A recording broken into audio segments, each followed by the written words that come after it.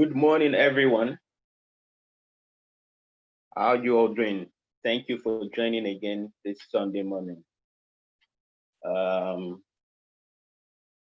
Trust you had a great day yesterday. For those that were able to join, we had 3 fantastic sessions yesterday, and we are looking forward to another 3 fantastic sessions today. This is the first session for today. There will be another session by 12 noon, and the third session by 3 p.m. So you can plan your day ahead to join as many sessions as you can. So I'd like to get some feedback about the sessions yesterday.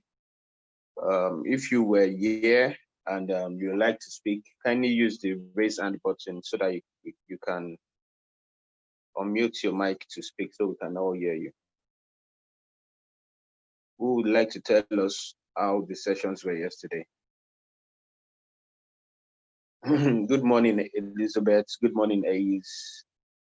Great to have you all here. Good morning, Stephen. Good morning, Esther. How many of you were here yesterday? I would like to tell us some how the sessions were yesterday. Eunice, okay.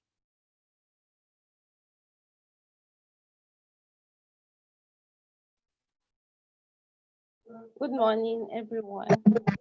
Good morning, Eunice. Great to have you here. Yeah. The sessions have been great so far. I've learned a lot from all the sessions yesterday. It's been transformational. So thank you very much for organizing such. How many sessions were you able to join yesterday? I joined all the 3.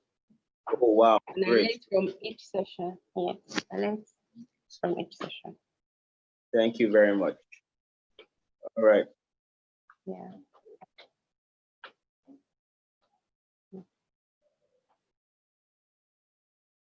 Hello, Elizabeth. Yeah, good morning, all. Good morning. All right. The sessions have been great, I must say. And I want to thank you for this privilege given to someone like me to join anyway. In terms of the session, I just want to talk briefly on this introduction to nudges. Like yes. The facilitator, Mr. Kayode, yes, made us to understand that it's not like it's just coming out from the blues. It has been there. But our attentions has not really been drawn to it all this while. But we've been doing it somehow. And I was really impressed with what he gave out yesterday. The fact that, yes, these things have been, people have researched it and people have put them into practice and it is working out fine for them. So, like, he made us understand that you use nudges to facilitate decision making, and he told us that we make decisions in 2 systems. One is system 1, which is system 1 thinking, which is intuitive thinking, instinctive thinking, and emotional, while the other one has to do with rational, analytical, and logical. But he said we use both to bring out to get sound decisions. Another thing that also was glaring was the aspect of communication in all of this. Like, he made mention of how you can bring about better results when communication is given out on time. Then he gave an example of a company where the information was given to a set of persons or a department a week before, then 2 days before, and another department a day 2 or so. And then you find out that the people who were given the instruction way ahead of time and then reminded again, completed their task before every other person, So it was really educative. I really learned. And others too, I really learned from all of them. But this one was like a new thing to me. So I paid rapt attention and I'm going to still read about it. And I hope that I will get the slides so that I can use the slide to read more. Thank you very much. I really enjoyed myself, and I can't wait to hear today's. Thank you, Elizabeth. That was very comprehensive revision of the last session yesterday. Thank you so much. You showed that you really paid attention. Anybody else wants to go? Who else was here yesterday and would like to share some of the things they learned?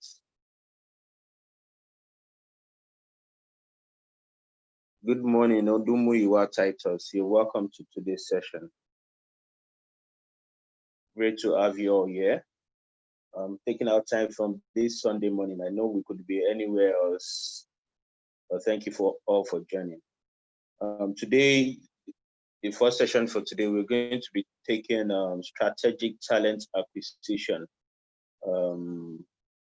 First, the speaker for today is Samuel Akinoton, and I'll be handing over to him shortly. Just still trying to give a few more minutes for people to join and then take some feedback about yesterday so that we're sure that people are actually taking things away and learning new things, and the purpose of this event is being achieved. So if you'd like to speak, just raise your hand and you'll be allowed to speak.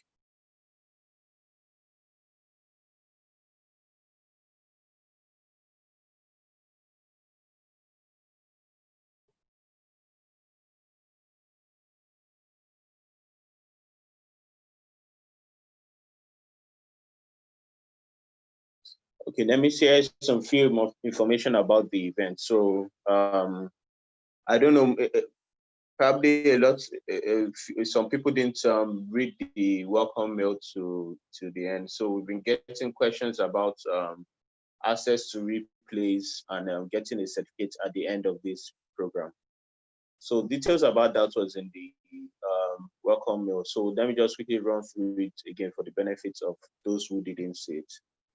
So like we announced at the beginning, yes, this program is free to attend, but there are additional benefits that come at a fee. So for example, if you don't hold any HRCI certification, I'm talking about the APHRI, PHRI, SPHRI, GPHR, or PHR, SPHR, as the case may be.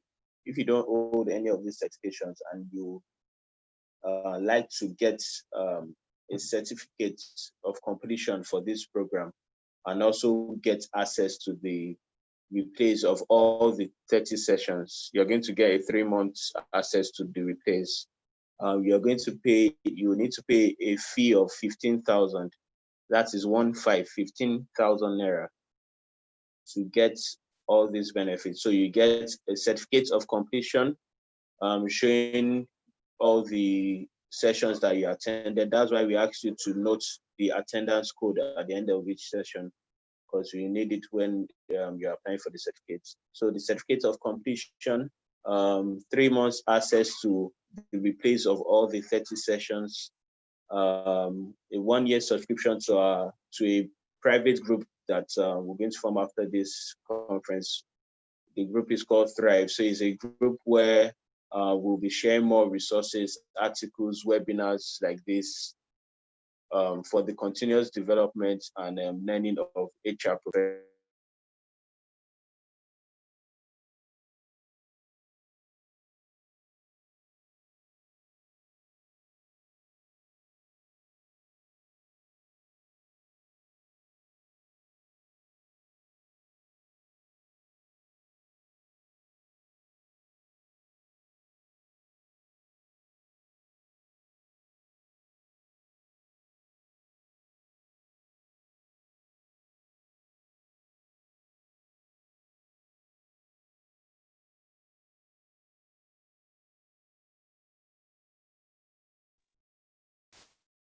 Sorry about that. A call came through. Sorry about that.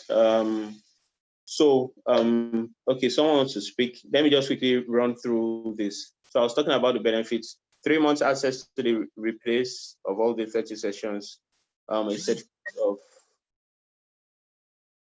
certificate of completion showing all the sessions you attended, and a 1-year subscription to the tHRive private group, where we'll be sharing more resources, articles, webinars for your continuous development. And then as an icing on the cake, because you don't hold any of the HRCI certifications, in the event that you like to prepare for any of the exams, you get a 40% discount on our virtual class fee. So if you have in your goal in pursuing any of the HRCI certification after this, you get a 40% discount on our exam preparatory classes. So that's that for people that don't hold the HRCI certification. Let me quickly take this, allow this person to Olabisi to speak, then I'll take the other, complete the information.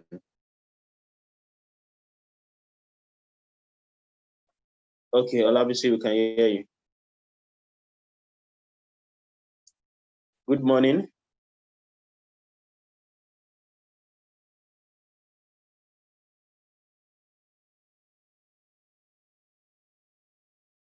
Okay, I think that was an error.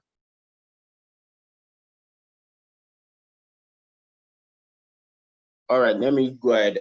Then for those who hold any of the HRCI certification and they want to get the certification credits, all these sessions have been approved for 3 credits each. They are different credits. There's the HR general credits, the global credits, and the business credit, depending on the type of certification you hold.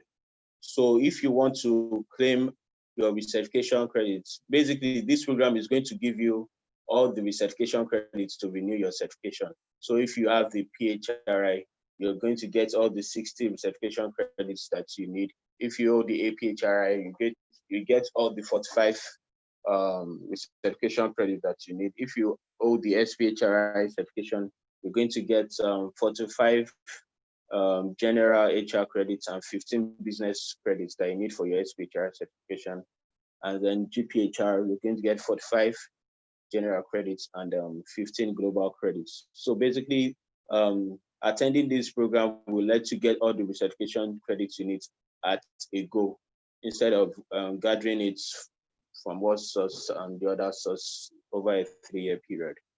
So for you to get that, and then 3 months access to the webinar replays as well, and then certificates of completion, and then 1-year subscription to the tHRive community, you pay a fee of 60,000 naira. For those with APHRI, the fee is 45,000, but for every other certification, the fee is 60,000 naira. So for more information on how to go about it, please check your welcome mail. It's stated there clearly. Okay, I see some people want to speak. Let's just quickly take a few more, and then we'll get into the session for today. Kate. Good morning, Kate Chuku. I can see your hands raised. You can go ahead to speak.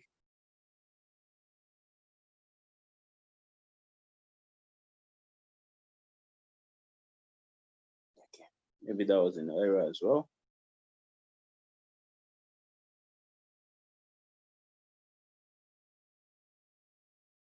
Omotola, do you want to speak?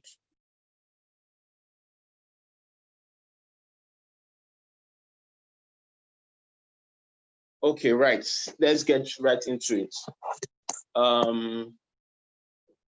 So like I mentioned earlier, we're taking the first session for today, strategic talent acquisition.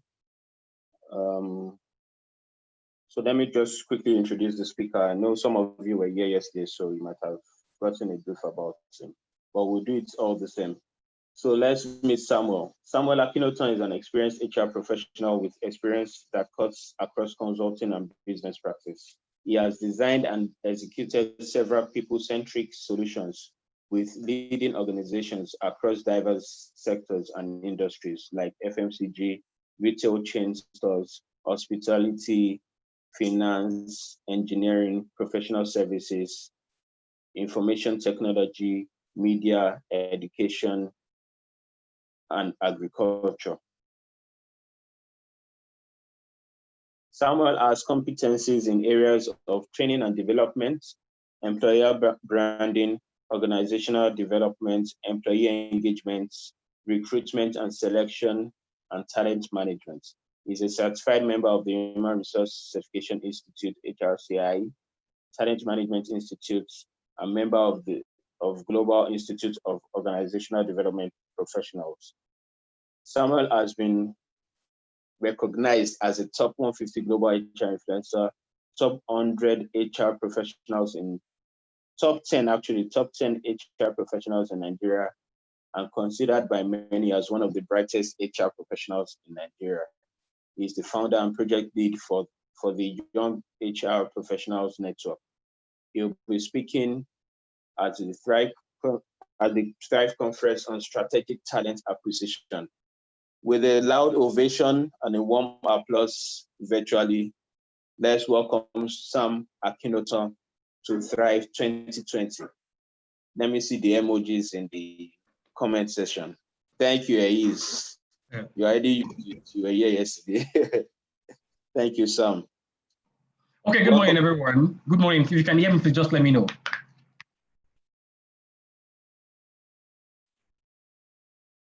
Hello, good morning. Good morning, we can hear you. Oh, great. Oh, great. So let me just go to the business of today. I'm excited to be here again. Thank you very much for having me. I'm Babajude. And the conversation we'll be having today is one I'm pretty excited about, strategic talent acquisition. Because over time, I've seen, I have experience in talent acquisition, and I've seen this thing, done the very, very wrong way, in quotes, over time. So that's why I'm really excited to be having this conversation today, just to, share perspective on a few things I know around talent acquisition and how I believe we can do better as HR professionals. So I think I'll be going off video now so I can project my screen. So trying to share my slide.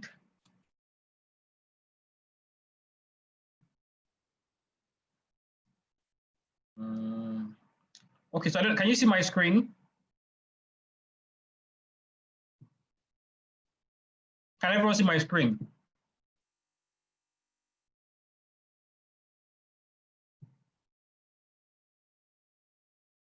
Okay, I'm trying. Okay, great. Thank you very much for the feedback. Thank you. So I want to run very fast, through this session, and that's what I would want to just share with us today. The reason I believe this conversation is important, with regards to, human resource management, is because there are several misconceptions about HR professionals. Several. Some are valid, and some are just biased opinions. There, as we have it. Because if we check the average marketplace today, if we check the employment market today, if you ask anybody that what do they think about HR professionals, they have some of the unnicest things to say about HR professionals, which you can't blame many of them for, because they've had different and varying experiences with some HR professionals that, at the point where they were supposed to be practicing talent acquisition, they did not do it right. So HR is like one of the key, expertise when it comes to human resource management that puts HR out there as a representative of our our respective organizations and even of the profession itself, human resource, as we have it. So that's why I believe it's very important for us to have this conversation. And then, I'll be very, very fast because of our time. So basically, talent acquisition, as I think, is a long-term strategic effort to seek out qualified candidates. We have time. Okay. I really look to learning, so please don't run. That's no problem. Thank you.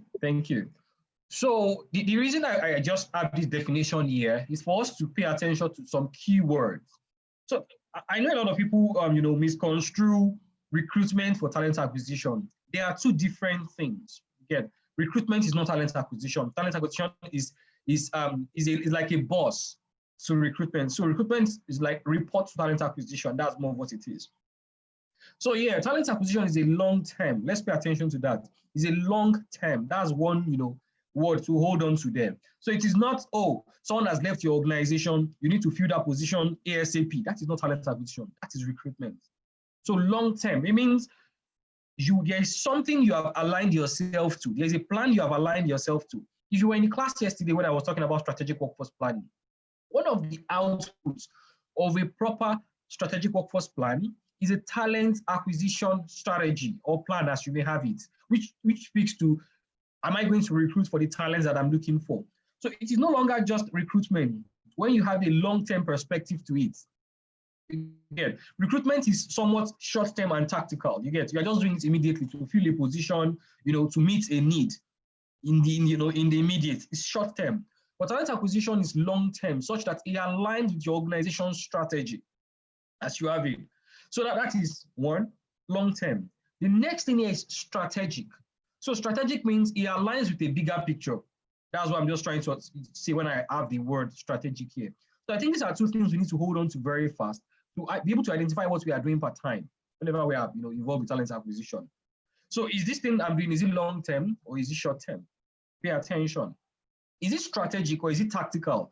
So tactical is the one where I say it is meeting an immediate need. Strategic is saying it is in alignment with a bigger picture. That is the idea there. So, to seek out qualified candidates, that is one, that's another one.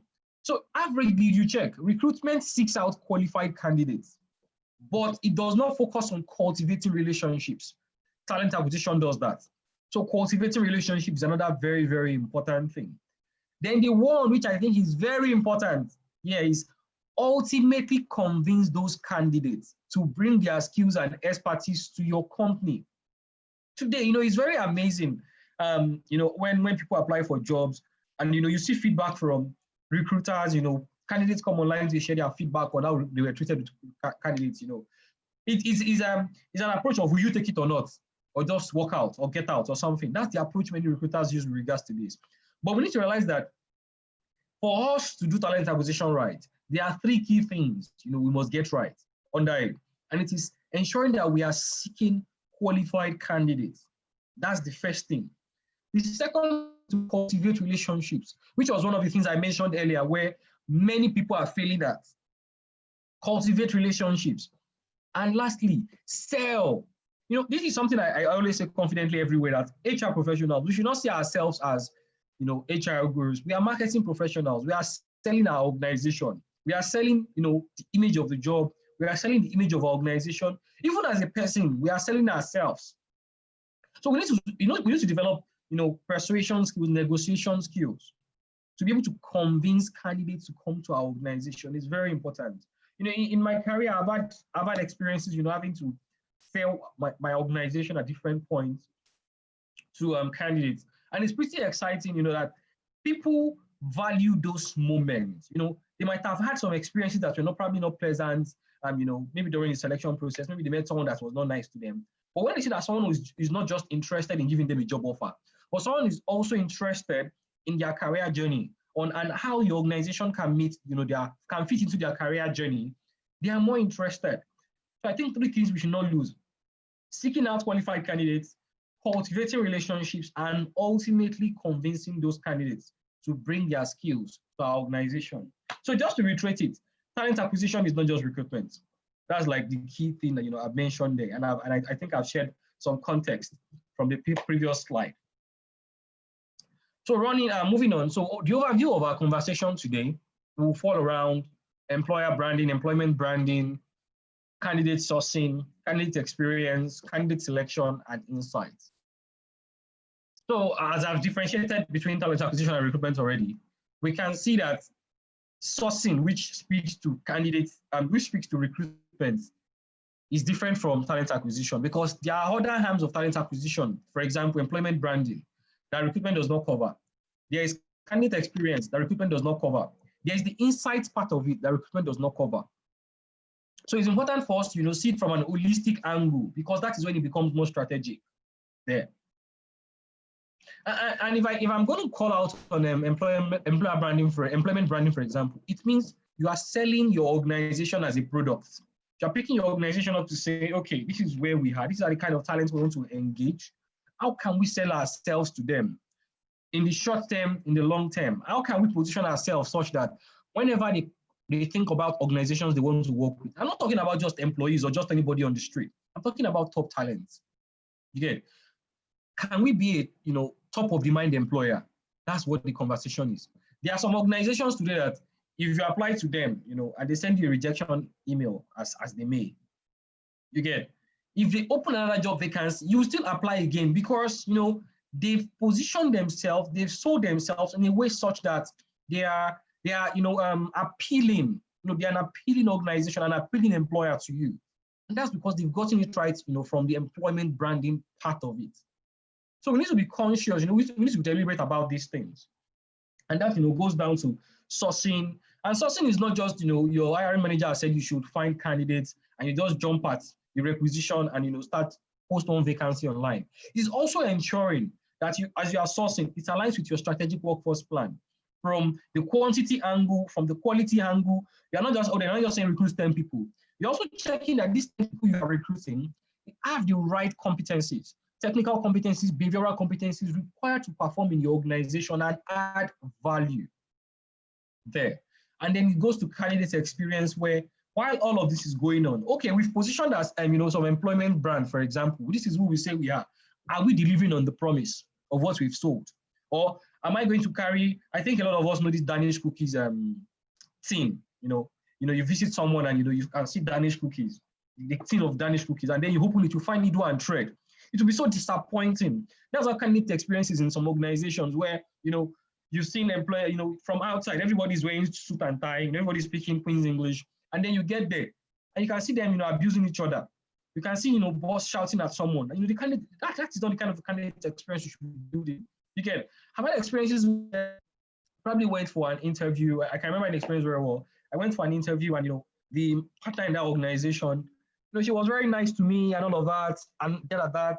When I also speak to one of the subordinates there, I knew I cannot work here because the way she engaged that person, I said, this person, the moment I start working here, I'll fall into that bracket too. So it's very important for us to, when we see the pictures of what I ordered, what I got online, you get, such that our employment branding is we're also delivering on it with regards to candidate experience. Then leads to candidate selection, the different method and tool used to, gain insights on interviewees, and then insights. I think there's another area that, a lot of people fail at with regards to talent acquisition. Insights when it comes to reevaluating what you've done, accessing your candidates to higher conversion efficiency and many other things, as well. These are the things that would form our conversation today. So starting from employment branding. So, this is the question I always often ask.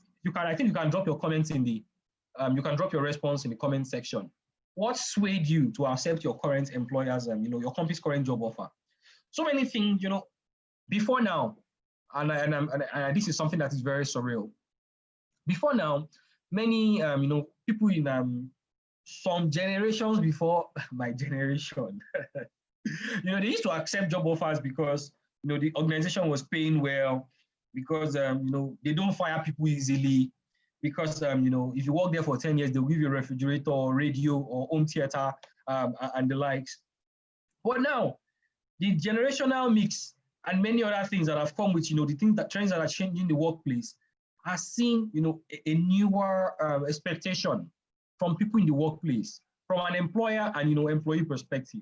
People don't just want to work for organizations that can pay them. You get, I've seen people turn down job offers.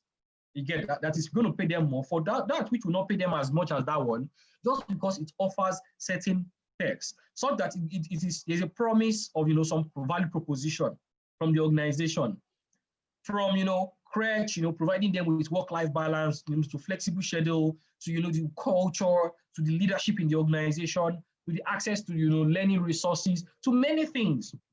You get, so compensation is no longer the standout advantage when it comes to hiring candidates. So we need to now start paying attention to what are the things that candidates are looking out for.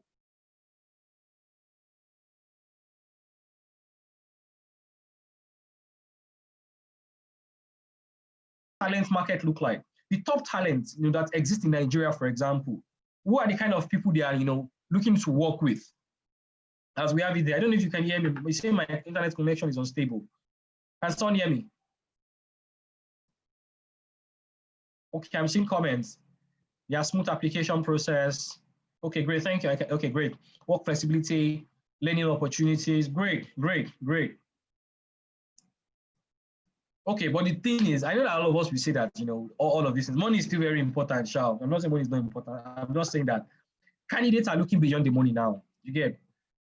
I remember some time ago, I was on a project, and an organization, one of these are fintechs, fantastic work environment. I learned they were offering, no, sorry, one of these are tech firms. They were offering their people breakfast, they had PlayStation pods, they had so many things. And I was trying to recruit these candidates. One organization then, they were going to pay him some good money. And he said he was not interested because he felt he was going to be coming there to wear suit and tie, but he'd rather go to the place where he can wear black t-shirt and jeans and and the sneakers and feel like himself in his natural element to work. And that was just the difference, the dress policy there. So candidates are looking beyond what you're offering them. They're looking at the learning opportunities, the flexibility, and many other things as we have it. So these are things we need to start asking ourselves. As new generations are coming into the workplace, what are the things that are important to them? What are the things, what are the extrinsic and intrinsic motivators that will make them want to come and work with our organization as we have it? So importance of employer brand for attracting candidates. For reputation, for your firm's reputation, a lot of them check your firm's reputation before they apply. Very important. So we need to also check what we are communicating as an organization. Are we a controversial organization? Is it that the news that only goes online about us is about fraud? Yeah. Is that the news that goes on online about us is just something negative? What's our reputation in the social space? With regards to social impact, social good, what are we doing? Again, we realize that our generation, I think I fall in this generation. I can still farm this. I'm too young. This generation is such that we can say that there's a lot of focus around SDGs, social good, and the likes. And that's because our generation, were raised to give back. So organizations that will not give employees the opportunity to, volunteer and give back, they might not be able to attract candidates or talents in our generation because it goes beyond the money for them. How are you giving back to your society? These are things that are, that interest people. Also, you can see 83% say that employer brand plays a significant role in the ability to hire talent. That's organizations talking. There are some organizations today that they don't leave their vacancy, their graduate training vacancy for more than 1 week because even that 1 week, they've already had 60 to 100,000 applications because their employer brand is very, very, very strong. Another 69% say that candidates will not accept a job in a firm with a bad reputation. So what are we communicating? Is it that whenever there is news about us that goes viral, is it that it's because we fired people?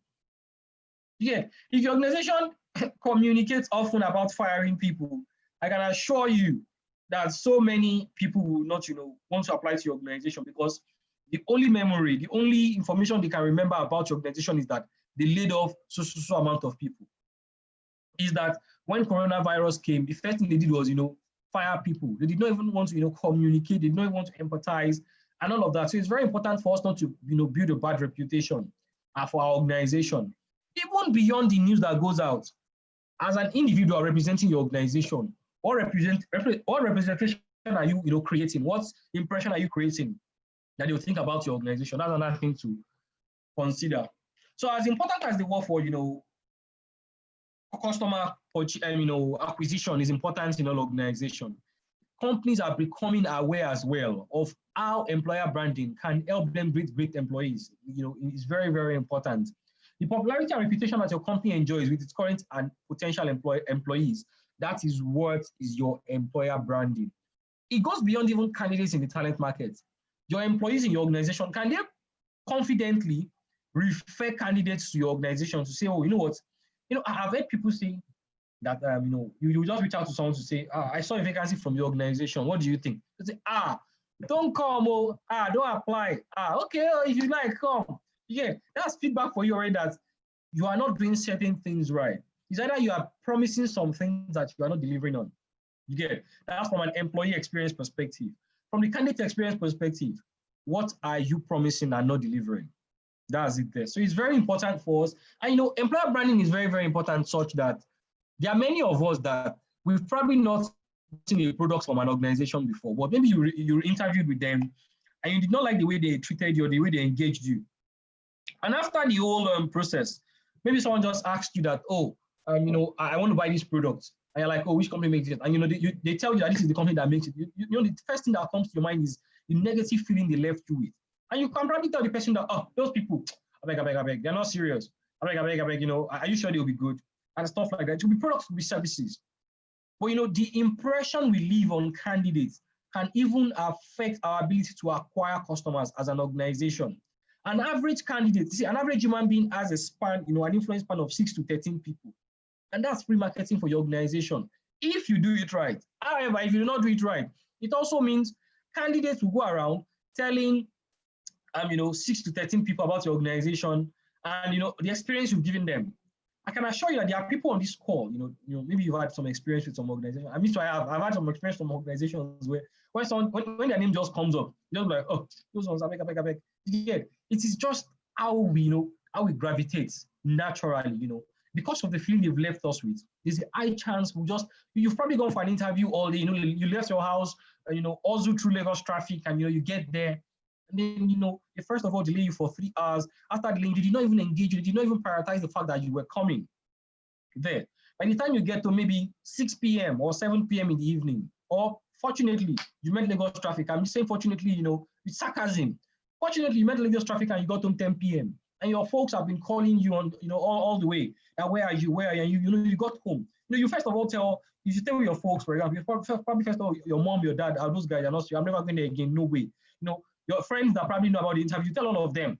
You get. If fortunately, maybe you have a group of friends that you have a group chat together, you tell all of them that those people are not serious. I'm never going there again. You get.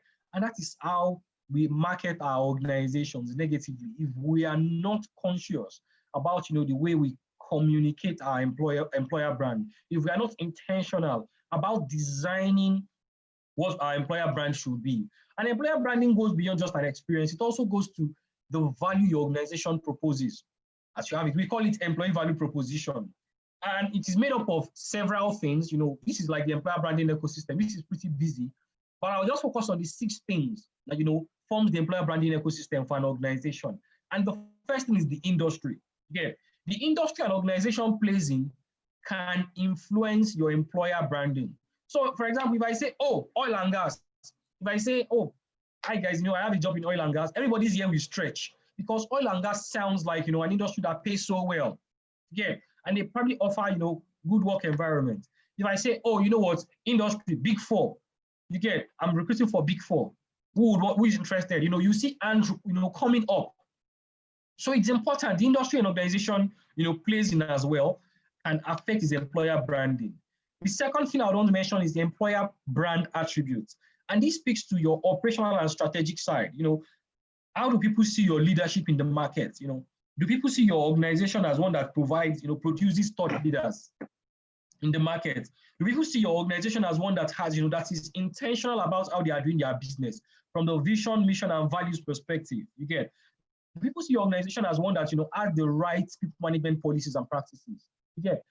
You know, some organizations, whenever you hear, when you go on Naira Land or all of these funny, you know, web pages, you search for their name, you see that, oh, they sacked, you know, people that went on maternity leave, or oh, they sacked pregnant women and the likes. We start seeing conversations like this. And these are things that influence our employer brand. Okay, these are things that make up, you know, our employer branding ecosystem as an organization. So, you know, do people see your organization as innovative? Do they see you as bringing down new products, new ways of doing things from time to time? Also, what is your corporate reputation from a fraud perspective? You know, from, you know, how you represent, people represent you outside the organization and all of that.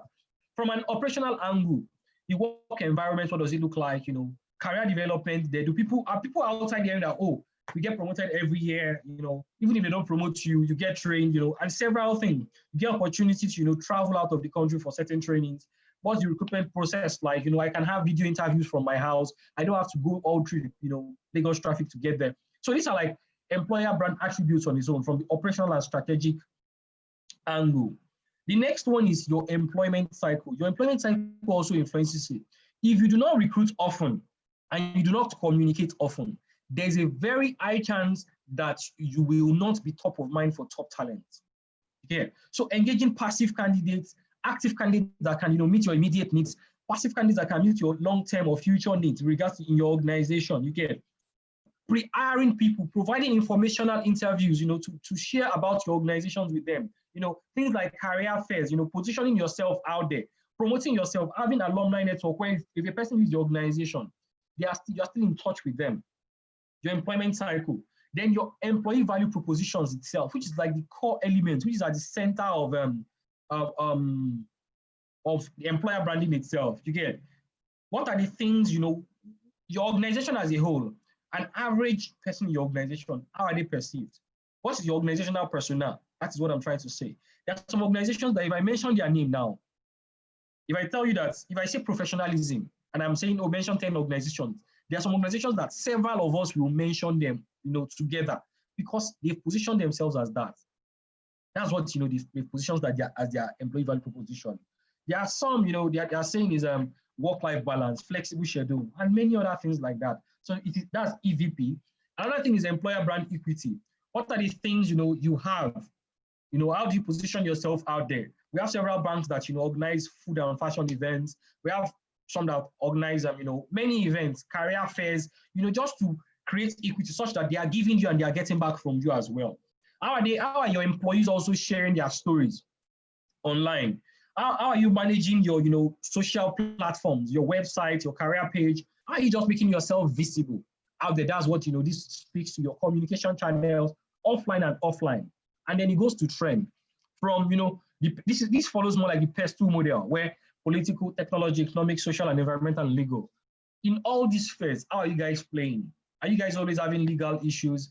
Are you always having problems with environment, carbon footprint, and all of that? What is your social engagement like? Is it that your organization is seen as an old organization because all of the people that come out in your organization to speak at events, to represent your organizations, they are old people. Again, so what is the social, perception of your organization? The economic perception as well. How well are you engaging, the labor market? How well is your organization performing? Again, is your organization making loss back to back? That's another thing. Also, from technology perspective, how well are you guys transforming? What's transformation like in your organization? Or the most advanced tool you have in your organization is Excel. Again, we need to start checking these things. I've seen people before that, they've engaged them for HR roles, and maybe the person is coming from an environment where they have an HR software, and the person is using, they're saying, okay, so what software do you guys use?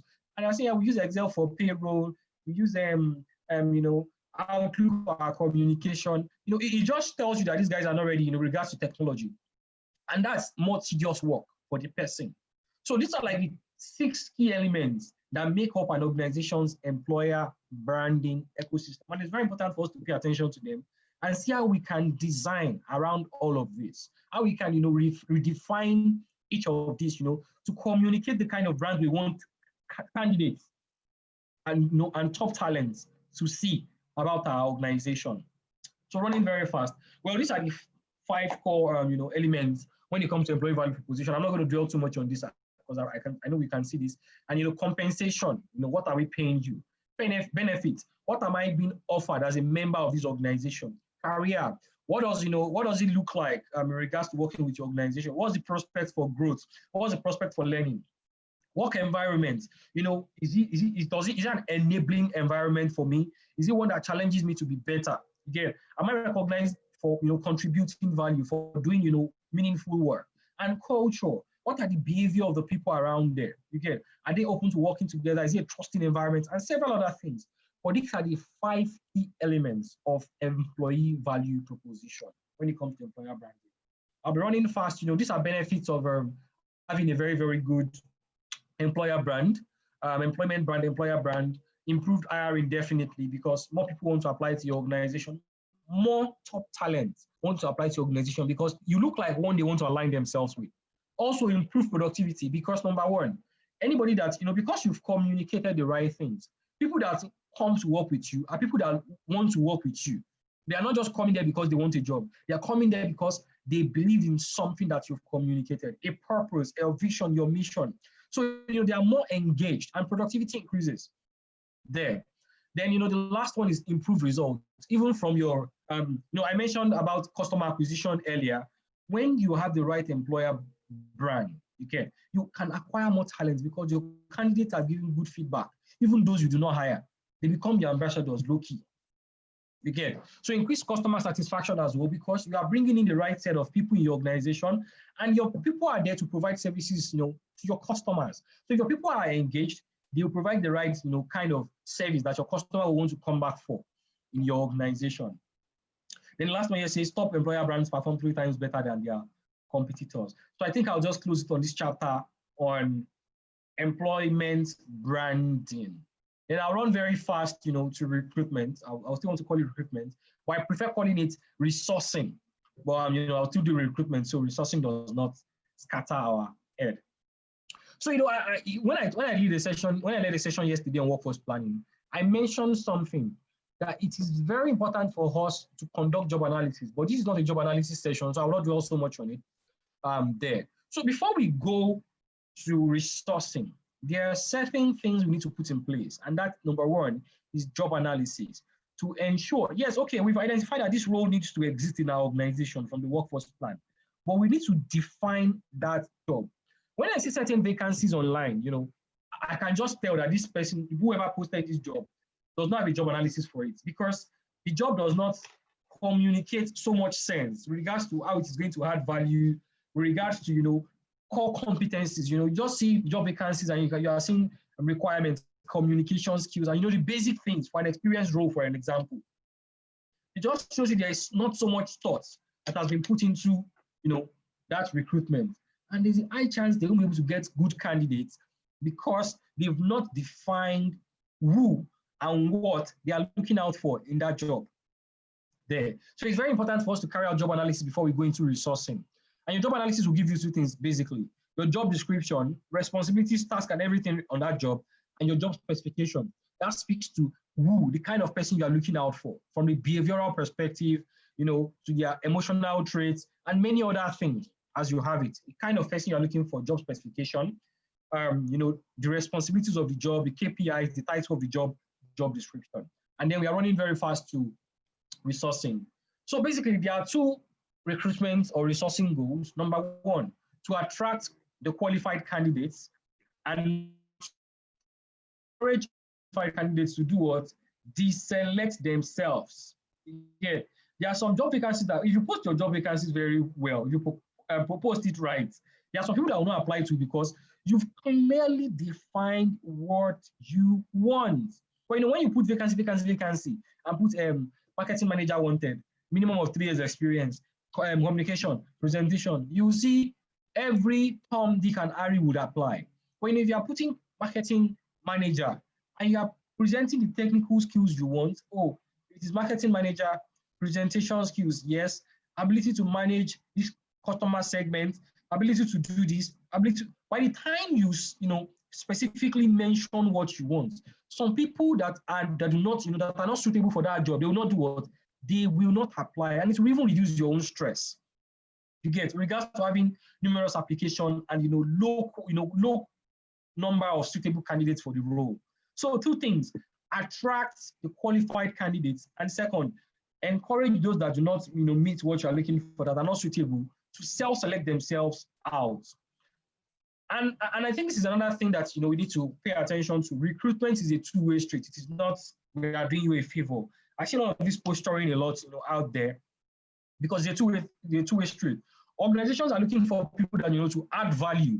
Candidates are looking for a place they can add value, and get some form of social support, financial support, provision as you may have it. So it's a 2-way street. No organization is doing anybody a favor, because if you employ a person, they're coming there to work to add value. So it's a 2-way street, and we should stop seeing it as doing people a favor. So why do we recruit? Basically, plans arising from long-term plans, changes in organizational structure, changes in your policy, and be long-term. You've planned it all through the year. It could be that you have your graduate training program that you run every year.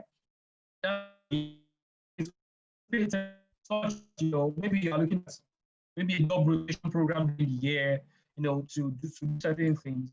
you could see that, okay, something is going to change in the political landscape, something is going to change in the economic landscape. You need to probably, start a new line of business, or, expand your business. It could be stated as you have it, you predict it, that is going to happen.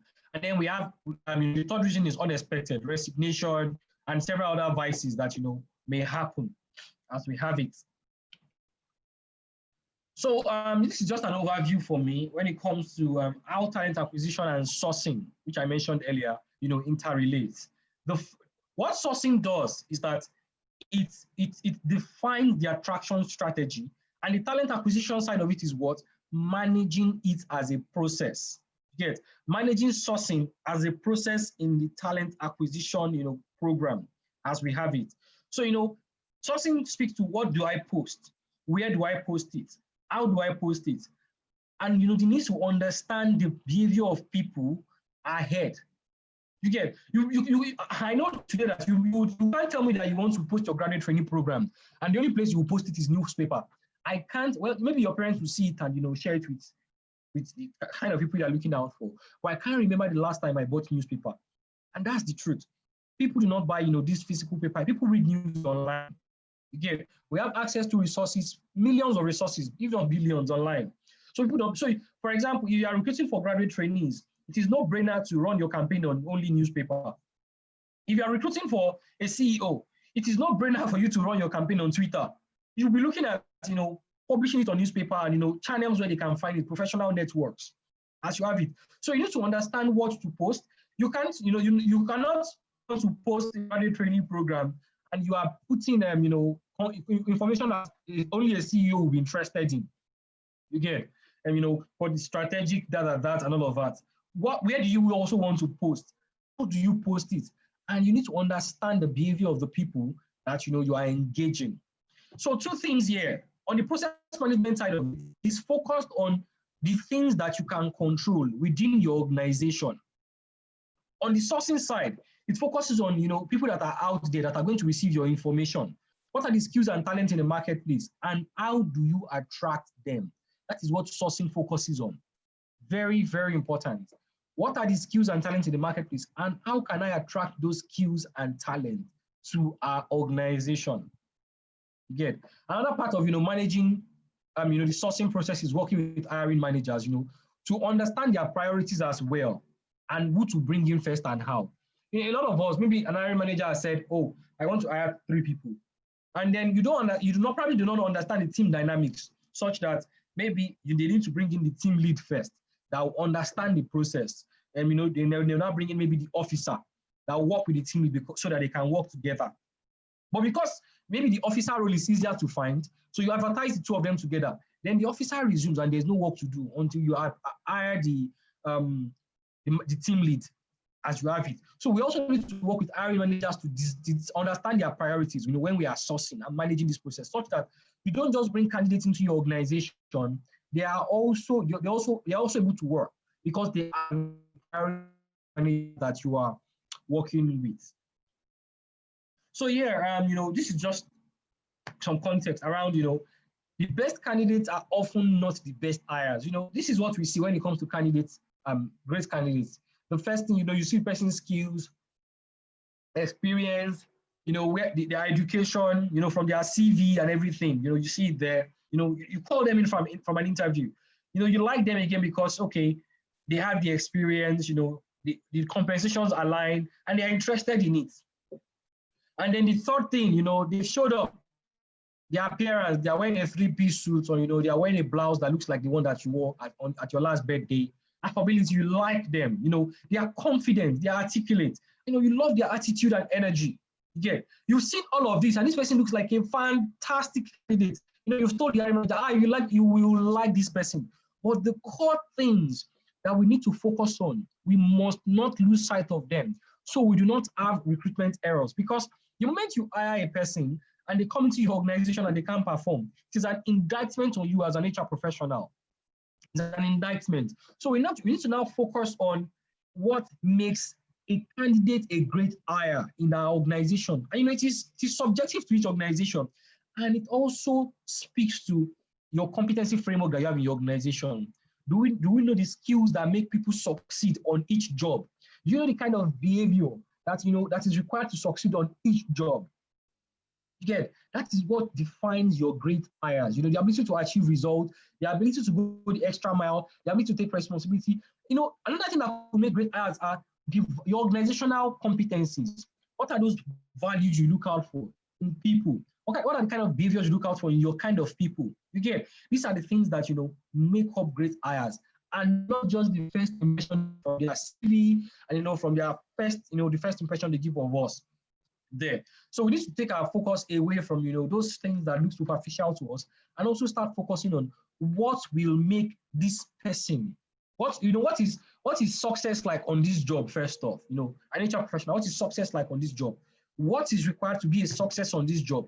And how do I find a person that has what it takes to be a success on this job? So you're not just going to focus on being a graduate candidate, but being a great hire. Because one of the things that strengthens our credibility as HR professionals is when we can deliver on our promises to hiring managers as we have it. So running very fast. Factors that affect recruitment. We have internal factors. Your recruitment policy can affect recruitment, your planning as well, the size of your firm, the cost of recruitment, the image of the job. External factors include supply and demand. Are they available? Do I need them? And all of that. The labor market as well affects it. The image of your organization, the image of goodwill your organization holds affects it as well. The political, social, and legal environment also affects it as we have it. Before now, I know our labor law still does not permit women to work in certain industries at night, for example. That's an example. So if you go and hire a woman and maybe you make her angry or something, and then she wants to leave the organization, she can come back to sue you that you forced her to work at night. You get? So, the legal environment as well, certain things can affect recruitment. Unemployment rate can also affect recruitment. When unemployment rate is high, you find candidates easily. When it is low, what do you know? It could be challenging to find candidates easily. Also, your competitors. Are you one of the top guys when it comes to, in your industry when it comes to attracting talents there? So your competitor also can affect your ability to recruit. Then sources of recruitment. We have internal sources. I'm not going to dwell too much on this because I think they are pretty straightforward. Recruiting former employees, they've left your organization, you want to recruit them, or former applicants. Maybe you found a second candidate. You want to recruit one person at this time, but you found a second candidate that they also have equal competencies with it. You can re-engage them. Because you've engaged them, you don't have to reassess them. We have employee referrals, we have employee-focused source, we have promotions and transfers, we have job posting within your organization where you post a job inside your organization for your employees to apply. You have organizational database where you are checking your employees. Who are the people that have the skills you are looking for in our organization? Who are the people? So, for example, maybe you are looking to hire someone in your treasury department. You can just look at your finance department to say, okay, who has done CFA or who has done, ACA, for example, who has positioned themselves, to grow into treasury. So that's organizational database. You are looking at your organizational database to look at those that have the skills that can fit into the job you are looking at recruiting for there. And then we have external sources, external recruitment. That one speaks to, placement agencies, professional agencies that provide organizations with candidates. We have media sources and job fairs. We have unsolicited applications. We have employee leasing. So employee leasing is, so let's say an organization, they provide outsourcing service where you are an employee of your parent organization, but you deliver services to another organization. So they're like consultants there where they probably will come and work with you for 6 months, maybe an audit project. Okay. For 6 months, they are working for your organization, but they are still in employment with another organization. That's employee leasing. So we have professional organizations, the CIPM, the CIBN, and all of them as you have them. You can get candidates from them as well. Schools, colleges, and universities, when you engage them to provide you with their first-class students, their second-class students, their best graduating students, and the likes. And that's it on recruitment. This speaks to the advantages and disadvantages of internal and external. I'll be sharing the slides. I think we can just read up on this, but because I think it's just pretty straightforward there. So now are we going to job advertisement. So I know I've talked about recruitment to a good extent. So the question is, why are people not responding to your job ads? Again, we post jobs and a lot of people, you probably get people that are not qualified for the job that you've posted and known, or people that are applying will not meet it, or people are not even responding. It is a function of how you are communicating your job. It is a function of how you are communicating your job. In my experience, I've been privileged to run different recruitment campaigns, successful ones. And there are things I'm pretty proud of because I can see the numbers before and after, before I took over certain things. So, I remember at some point, I did the recruitment process for my organization then before I joined was attracting about 15,000 people, applications. And I was like, we can do much more than this. We're a big organization. I got in there, redefined, the how jobs were advertised. We designed, job communication, even the job advertisement. We designed it. Started using creative designs. I worked with the brands team to design things, for our recruitment, specific ones. Again, that's one of the things again then was I noticed that we were having low representation of females in certain job applications that tend to be technical. So I started creating job adverts. I started creating images that had women in them, such that, okay, if I'm saying I'm hiring for a software developer, okay, if I say I'm hiring for a software developer, for example, averagely, it meant that you just see 100 applications, 2 women. Again, so I started communicating, so that, okay, to be more appealing to women, so that they're not just seeing it as a man's, role as we have it. So, those are ways we can redefine, our job ads as well. And there's a model, there's an approach that, I've learned over time, and it is the AIDA, when it comes to constructing a job advert. And the first thing is attention. Your job advert must attract attention. Very important. If I'm scrolling through Twitter, if I should see your job ad, it is something that should catch my attention so that I want to just scroll, oh, what's this? I want to stop and read it. If I'm scrolling through LinkedIn, I should see your job ad and want to take a second look to catch my attention. The next thing, it should create an interest for me. You get, and this might not even be the image. So I'm saying, will you love to work with will you love to work in an environment that challenges you to be more? Or will you want to, see the last one I shared here, quit your job, decorate your life. It's a job advert. It's saying quit your job. And imagine a job advert that says quit your job. You don't want to look like, what's happening here? And you are seeing it's a job advert. It has caught your attention. Then the interesting side of it is redecorate your life. So imagine you are someone that you are probably struggling where you are currently working. You are a top talent, but you are looking for a new environment, and you are seeing a job advert that says redecorate your life. It just speaks to you like, okay, I think this is what I want to do. I think I want to get everything all over again. It has caught your interest. It has spoken to something, within you, some yearning as you have it. So we need to start looking at job advertisements as catching attention. Is it speaking to the people I am looking at hiring? That's another thing. Is it speaking to the kind of people I'm looking at hiring? Is it going to catch their interest? Young graduates, for example, what are they looking out for? How will it catch their interest? That's another thing, that speaks a bit to your organization. Interest. How can I ensure that people are interested in my organization? Then the desire now comes to spotlighting the job itself. To say, you get to work with some of the best minds, in technology. You get to work on a team that provides you with ABC. You get to, work on challenging opportunities or challenging projects. You create a desire that, oh, this is the job I'm looking for, something that, would stimulate me to learn, to meet new clients, to develop new solutions.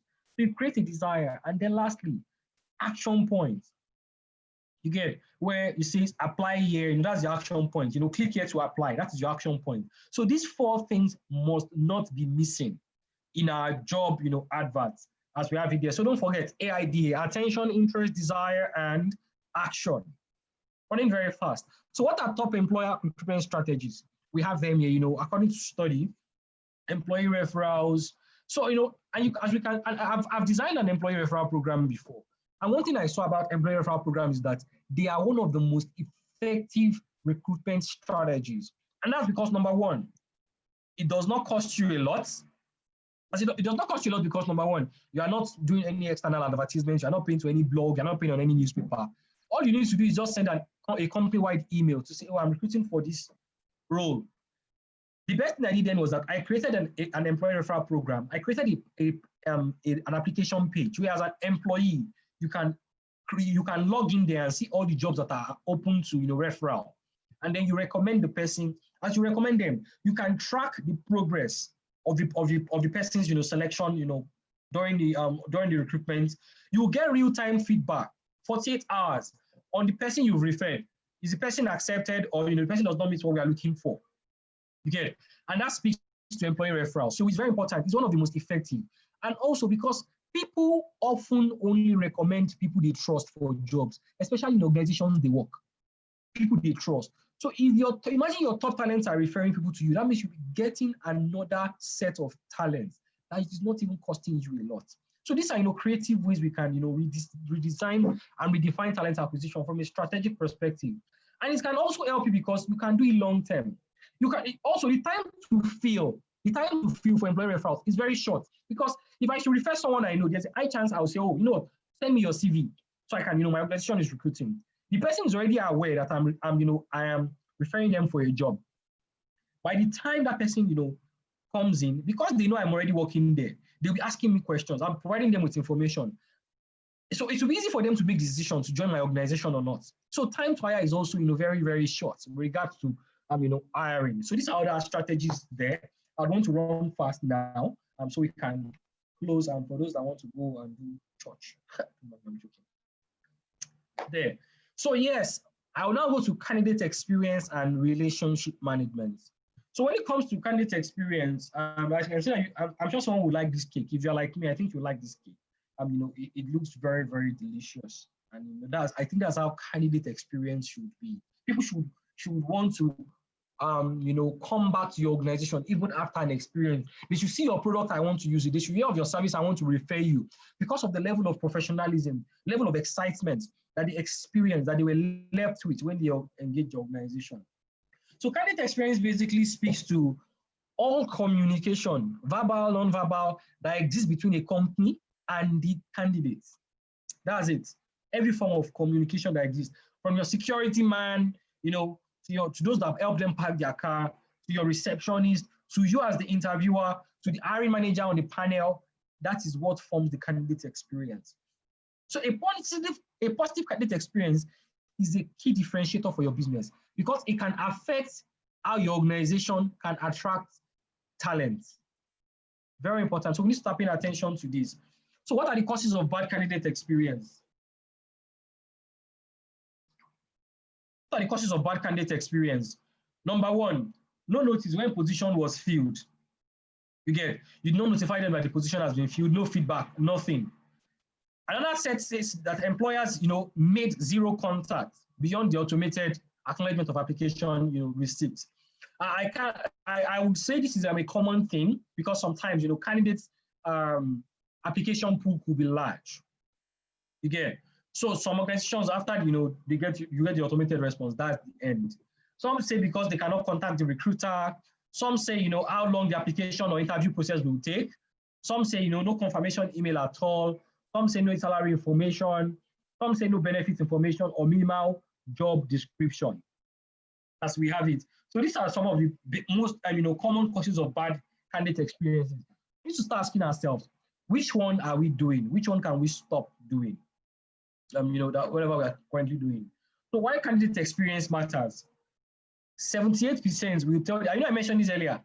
78% will tell their family and friends about a bad interview experience. So if you've given a candidate a bad experience, they are doing what? They are giving you free evangelism, but it is negative. Another one says that talent is 4 times more likely to accept a job offer if constructive feedback is offered. So what kind of feedback are we also giving? 19% I've seen a lot of job vacancies, feedback from interview processes online. They will post about you on social media, which is not good for your organization. If you go and check Glassdoor, you see a lot of reviews about organizations there, from people that have been candidates, from people that have worked there, and several other things, as we have it. 68% will say that the interview experience impacted their decision to join the organization or not. So it's important for us. We can see how the importance of, from a marketing perspective, it can affect the organization. From an employer branding perspective, it can affect the organization. Even from our offer acceptance rate, it can affect our organization. So what does a good candidate experience look like? So there is, there's the internal perspective and there's the external perspective to it. So what, from the external perspective, you have to know what candidates want. What do they want, basically? From the brand awareness part of it, honest view of your company culture, that's one of the things they want. From the interest side of it, they want to be accessible from their, they want to be able to access from their phone, from their laptops. They want to be able to reach your team, on LinkedIn, via email, get responses as much as possible. Those are things that influence their interest. From their application side of it, they want application forms that are not 14 pages. They don't want to give you all their family history in your application page. They want to, what's your business with their blood group? In the application form. What's your business with many information that is not relevant in the application form? So we need to start understanding what candidates want from, the brand awareness angle, the interest angle, the application angle, the assessment angle. So it can build how, from our first engagement to final engagement or, continuous engagement with these candidates. We need to understand what they want. From the internal side of it, you get, what can we do? Our social network. From interest side, what does our career page look like? From our application, what does our, application processes look like? From the assessment, how promptly do we give feedback? How many stages do we have in our assessment processes? From the selection, how do we give feedback, with regards to assessment outcome? From hiring, how do we confirm offer? Yes. How do we engage them before they even resume? And then to onboarding, how do we keep in touch before they even resume? These are things that influence a good candidate from an internal and external perspective. So a positive candidate experience basically will result in the creation of brand advocates, people who will strengthen your employer brand, both online and verbally, people that will speak good about your organization, even when you do not hire them. Yeah. I know someone that went for an interview in an organization, and when they got there, they asked him, coffee or tea? And it was like, I'm here for interview, before they say that they're already interviewing me with coffee and tea. But he just felt, they just told him that, oh no, it's not part of the interviewing process. They just want to offer him something. He got there about 15 minutes before the interview time. He got coffee. And they were asking him, or would he prefer water? He got coffee and they took coffee. They said, because he might be speaking during his interview, does he want to chew gum or does he want to try mints? So that to aid him to speak and all of that. And the guy went for mints. And the way they received him, 5 minutes to the beginning of the interview, they already told him this is the next thing for him to do. He went to the interview. They started at the exact time they were done. During the interview, they were giving him feedback real time with regards to, certain things he did right, certain things, he could improve on as we have it. And when this guy left, till today, this experience he had was straight out of NYSC for both of us. And I'm talking of 2014 then, was straight out of NYSC. And till today, if you should ask him, about anything around employment, HR people, he would mention that experience and mention that organization because he has become a brand advocate for that organization. Even you, and the thing is, the moment such a person communicates such to you, when the organization posts a job vacancy, there's a high chance you want to apply because you have a friend you trust that has told you something positive about them. So we need to start creating brand advocates. So, and this is where we need to start asking ourselves as HR professionals. Am I a brand assassin or am I a brand advocate? Am I killing, the brand perception of my organization or am I influencing it positively? So the question is, am I a brand advocate or am I a brand assassin? There. So treat talent as customers, don't treat them as candidates. See them as people that have potentials to, improve your organizational profit, that, can improve many things. Purchase, customer acquisition, and many other things. The way we treat our customers is the way we should start treating candidates. And this takes me to, relationship management. So it's a two-way thing, even there. So it is maintaining positive relationship with candidates in the past, in the present, and into the future. Those that have engaged in the past, what do they think of me? How am I engaging them? How do I keep them informed of information about my organization. Those that I'm currently engaging, how am I, positioning myself so that they can see me, they can engage me, even when I'm not advertising a job? My talent pool, what am I doing to them? Do I just have a talent that is dormant that only receive job vacancies for me once in 3 months? Or do I have one that I share tips with on how they can, develop their CVs, influence their careers, be better at work, some free online course. I know organizations that, whenever they release courses on their LMS, they just release some certain courses free to the public, and they will send it to everybody in their talent pool, something for you to learn from us to you. That is candidate relationship management. But, providing them with information that, can help them become better is also one of it. Then into the future, how can I engage passive candidates that are not even interested in working with me right now? Those that are in the university, how can I engage them ahead such that when they finish from uni, I'm the first person that comes to their mind, they are looking to apply for jobs. That is candidate relationship management. And the importance is, for example, it helps you to get insight about your organization because they know, what they think about you. Also, it can also, they are more welcoming of your emails if you've been engaging them over time. But, if you only just engage them when you have vacancies or when you want to sell products, for example, they would not want to engage. So imagine that you can even, that's another marketing strategy. Maybe you've engaged your talent pool 4 out of 5 times, sharing tips with them, free trainings. By the time you shoot a 5th email telling them about a new product your organization has, they will open your mail because they know you've been adding value to them from time. When you just shoot a new, maybe your business has said, oh, we need to be more aggressive with our marketing, and then you provide them with talent pool, database. They'll not even open your organization's email because you either never send them an email or you've just only been sending irrelevant information to them. So it's important so they'll be more welcoming of our emails as well. And it's helps also build our brand and engage with them proactively. So what is like the candidate relationship management process basically? Number 1, discover who you want to talk to. Define who you want to talk to. Who am I communicating with? Who is the target audience for this kind of communication? What do I want to tell them? The next thing is, how can I attract them, to my content? How can I get them to engage, my content? That is the next thing. How can I nurture this relationship that, now I've defined who I want, I've attracted them to my content, I'm engaging them continuously. How can I now nurture, this relationship that we've had so that I become a value-adding part, of their career journey? And how can I position them to be hired? That's the last thing when it comes to the candidate relationship management process.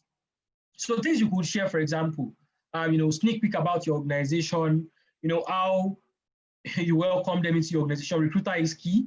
Who you are as an organization, and who you are as a recruiter is very important, with regards to candidate relationship management. Your onboarding mentors is very important as well. As they are joining your organization during the pre-resumption period, what are you doing? How are you engaging them? Gamification of example of your activities as well. Is it virtual? Can you engage them virtually? What's the experience like for them when they are in your selection process? Also, social media, how are you using your social media to engage them? Also, how are you focusing on the little things that matter to them? For me, Samuel, speaking here, if you are telling me that your employee value proposition is, maybe you send me an email and you're sending me about crèche. Yeah, it sounds very interesting, and I think your organization is trying, but that is not it to me. What is interesting to me is you send me an email now to say, Samuel, our organization is considering offering 10 of our employees every year 50% scholarship to Harvard. I'm applying to your office first thing tomorrow morning. No, Harvard 50%. First thing tomorrow morning, I'll even bring my CV in person.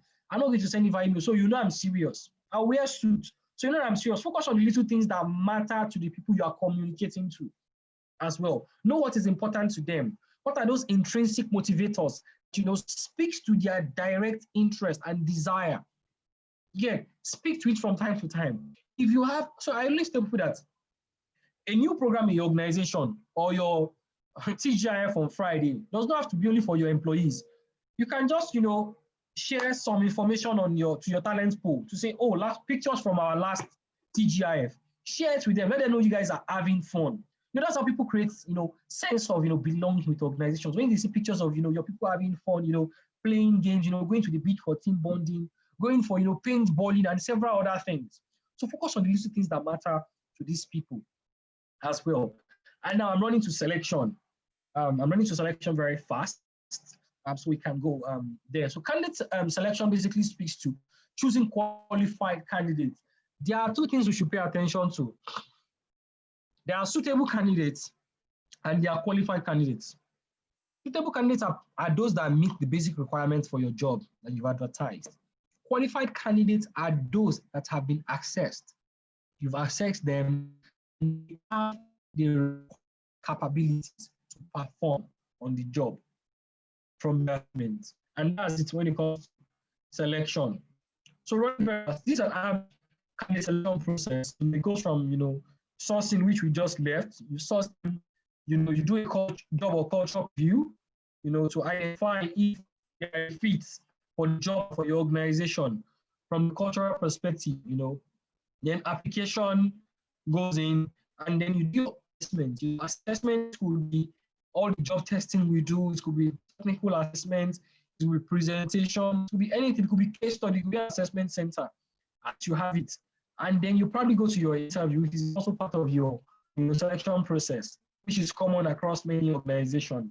Interviewing, and after you found the person suitable, you can now go to your organization. Before you go to the offer, you conduct some basic background checks, do some basic medical screening to ensure the person is fit to work. So this is like a basic selection process, and that takes us to why careful selection is important. For me, selecting the right employees is for three main reasons. Number one, performance. Your own performance and that of your organization depends on the part of the people you employ. Because number one, if you are recruiting the wrong people and they're not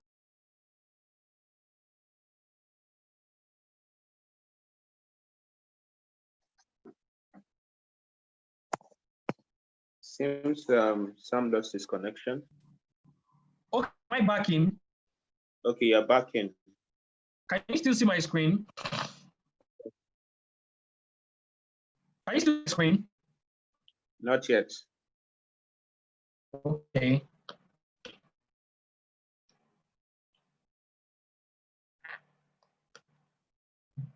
Okay, I don't know what caused that. That's probably some network issue there. So what I'm saying here is so where did I cut off? Where did I cut off? Does anybody know where I cut off?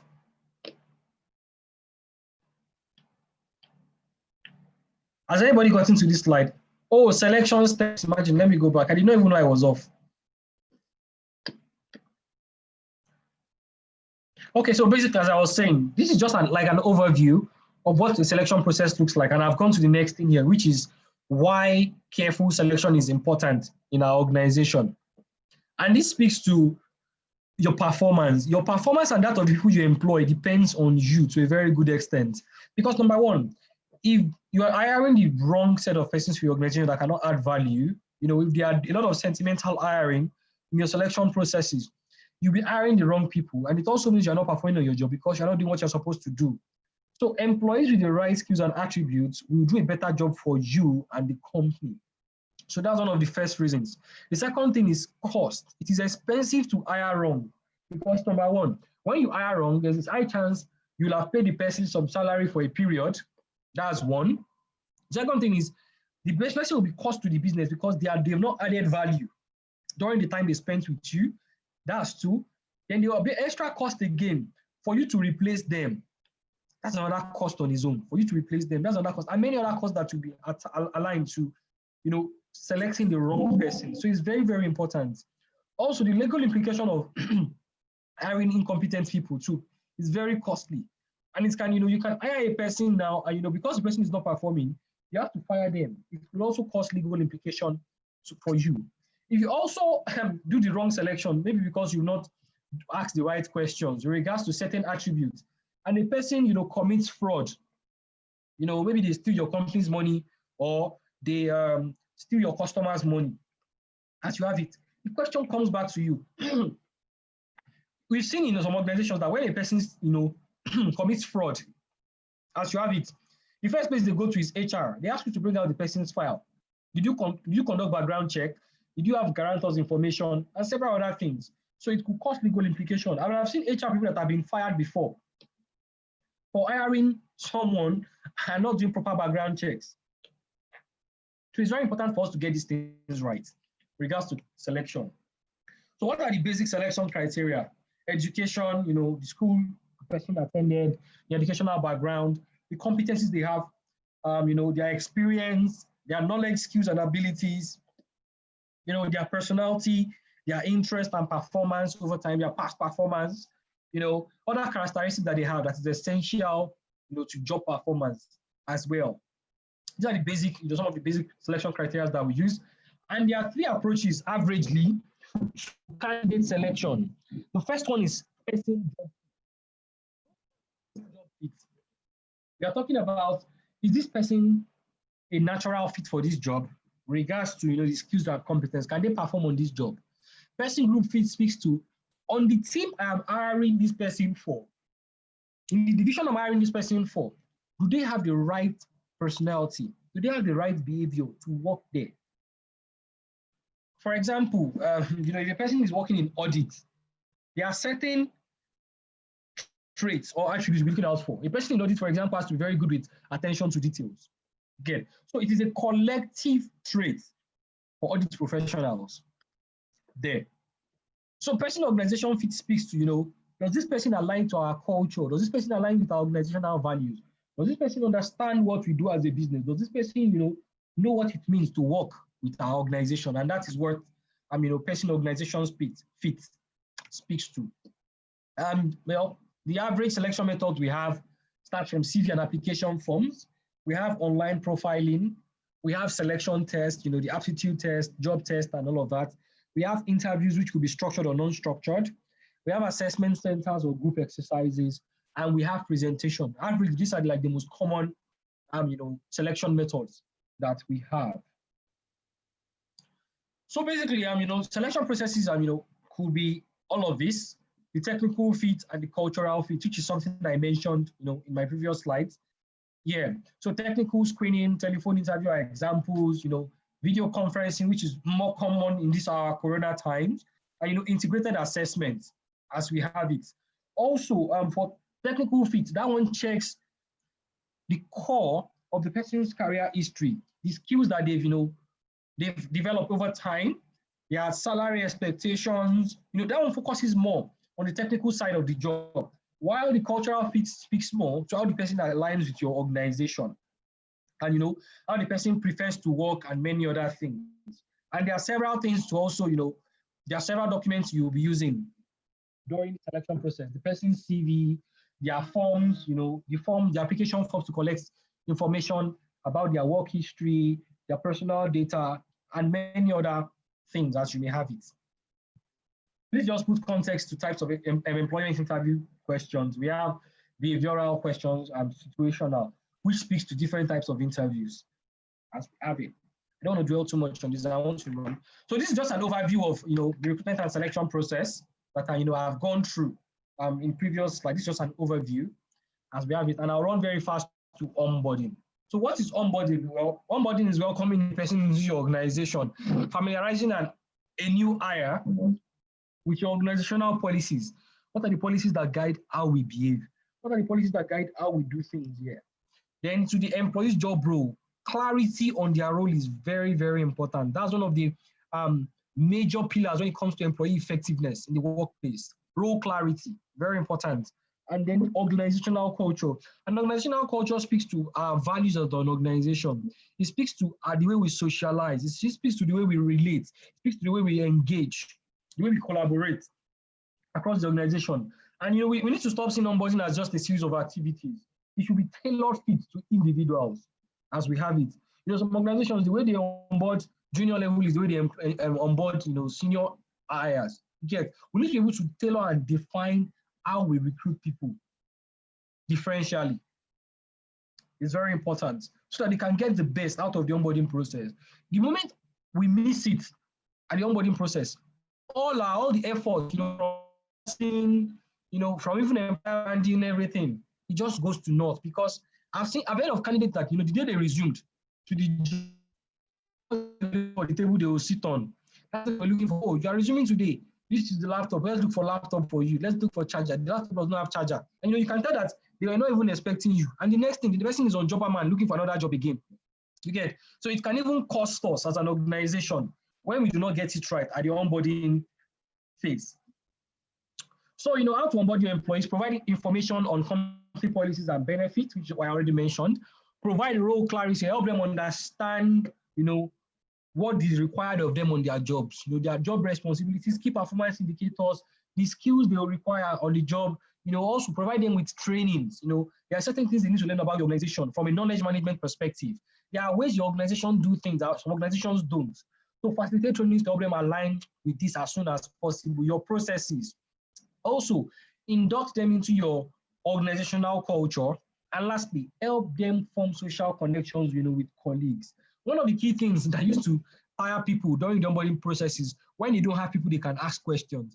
And a lot of organizations now have things like the buddy program, where they assign a new hire to an to an existing employee, to an employee, an experienced employee, to take them, to help them acclimatize. When people are hired and they go into a new organization, one of the key things they have issues with is where to buy food, where to do certain things, where to, the restroom. So having these social connections can guide them with regards to how to, comport themselves and behave in the workplace. And I think I'll just run very fast to HR analytics, how to use analytics in recruitment to improve hiring, basically. And there are 4 types of data analytics as we have. We have descriptive analytics, we have diagnostic, we have predictive, and we have prescriptive. Descriptive speaks to what's happened, what has happened in our recruitment process. Diagnostic speaks to why did it happen. So let's say, for example, you've been hiring, maybe you launched a graduate training program and you realize that female representation is low, in your selection process. Maybe 20% were female. That is what happened. So why is it happening? Is it that we are using gendered words that speaks to the male gender?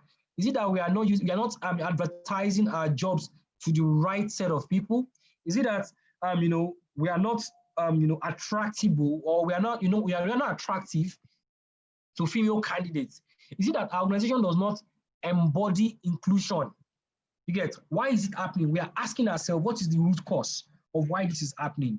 There are some organizations that when you check their board of directors, it is 101% men. If you check most of the people that are active on LinkedIn, 100% men. To apply to such organizations as a female, for example, I think will feel like, oh, I don't think it's an environment that encourages female participation. So these are questions we need to ask ourselves. And the only way we can know this is when we are measuring our processes.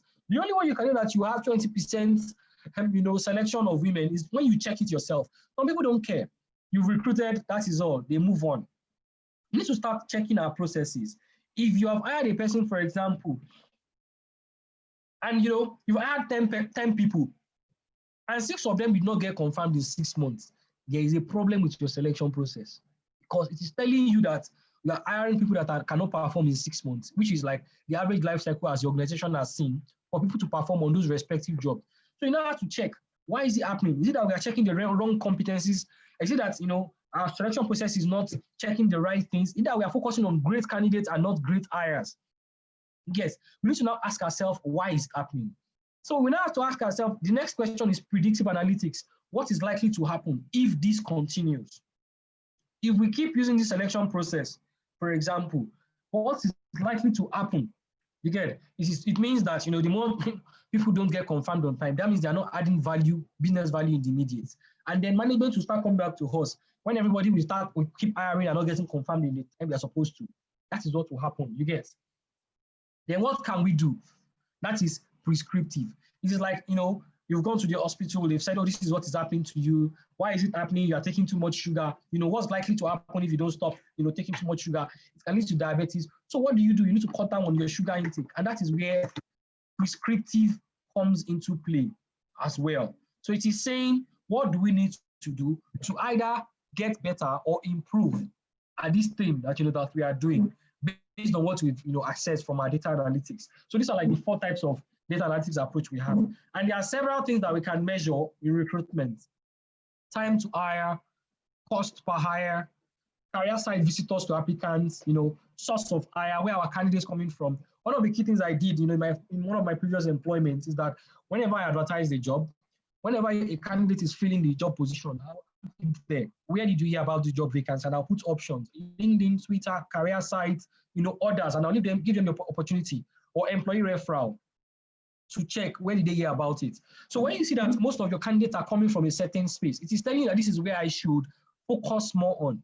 But if you are not evaluating, you cannot know where to post if you are not checking where they are coming from.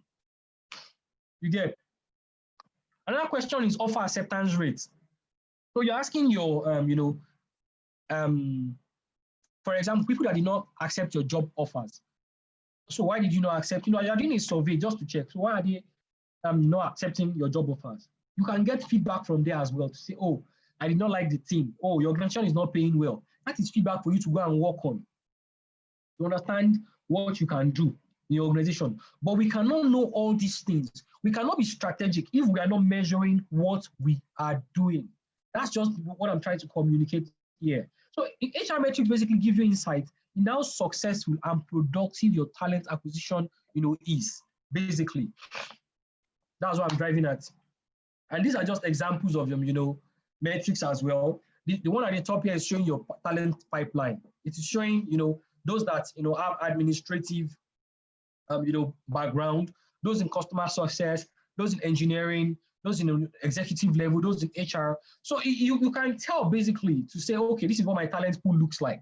I want to hire, administrative assistant, assistant. I can just go into this pool because I have over 3,000 people there. You get? So it can just give you insight into your talent pool, into the people you are engaging.